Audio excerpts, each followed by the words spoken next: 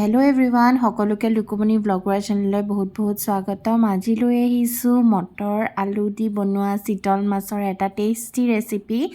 এয়া আমি চিতল মাছৰ কলঠি ব্যৱহাৰ কৰি বনাইছোঁ এই ৰেচিপিটো।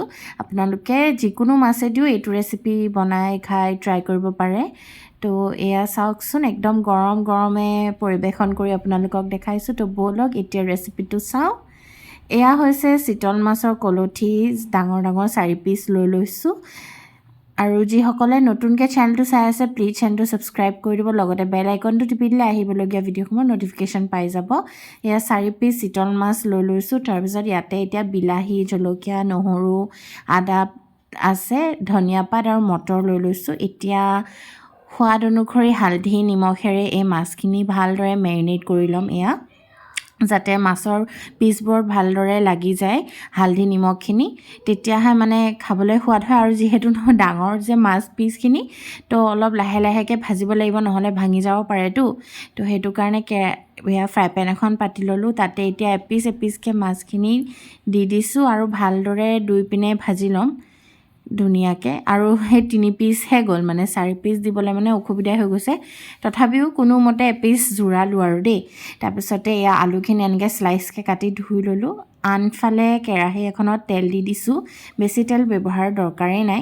ইয়াতে কেইটামান গোটা জিৰা দি দিছোঁ আৰু লগতে ইয়াতে বিলাহী, পিঁয়াজৰ পেষ্ট কৰি আনিছিলোঁ। আৰু এয়া আদা, নহৰু, জলকীয়া পেষ্টকণ প্ৰথমতে তেলতে দি দিছোঁ।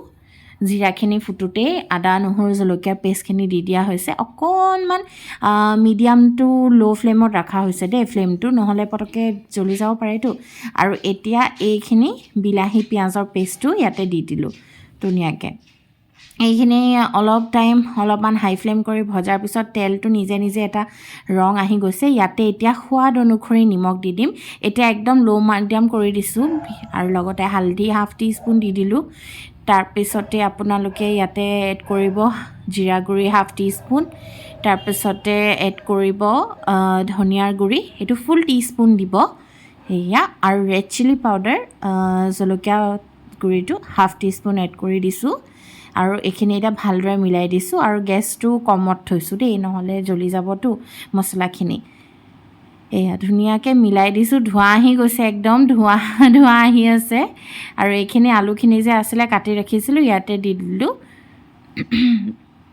আৰু লগতে মটৰ দেখাইছিলোঁ, মটৰ, জলকীয়া, এইখিনি এতিয়া ইয়াতে দি দিম, কেঁচা জলকীয়া আৰু মটৰখিনি। আৰু খুব ভালদৰে ধুনীয়াকৈ ভাজিম ল' টু হাই মিডিয়াম ফ্লেমত, তেনেকৈ মিলাই লৈ ভালদৰে ভাজি পেলাই এইখিনি 4-5 মিনিটৰ কাৰণে একদম মিডিয়াম ফ্লেমত ঢাকনা দি ৰাখি দিম এইখিনি। আৰু এয়া ঢাকনাখন দিয়াৰ পিছত দেখিছেনে গোটেই মছলাৰ পৰা তেলটো ওলাই আহিছে ধুনীয়াকৈ। মছলাখিনি আলু আৰু মটৰৰ লগত পূৰা সিজি গৈছে, আলুৰ মাজত মছলাটো সোমাই গৈছে।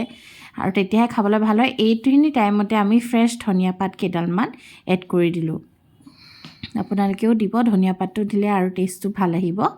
এতিয়া ইয়াতে উতলা গৰম পানী ব্যৱহাৰ কৰিছোঁ। আৰু যিহেতু জোল হ'ব, তো সেইটো কাৰণে পানীটো যিমানখিনি লাগে আপোনালোকে এড কৰি ল'ব, যিমানখিনি জোল বিচাৰে। এয়া প্ৰথম উতলটো অহাৰ পিছতে এই ভাজি ৰখা মাছবিলাক এক পিচকৈ ইয়াতে দি দিম। আৰু এনেদৰে আমাৰ আলু মটৰ চিতল মাছৰ কাৰীখন ৰেডি হৈ যাব। ৰেচিপিটো চাই কেনেকুৱা পালে কমেণ্ট কৰি জনাবলৈ একেবাৰে নাপাহৰিব। আপোনালোকৰ কমেণ্টবিলাক পঢ়ি খুব ভাল লাগে। আকৌ লগ পাম এটা নতুন ৰেচিপি লৈ, তেতিয়ালৈকে বাই বাই, ভালে থাকক সকলো, আকৌ লগ পাম।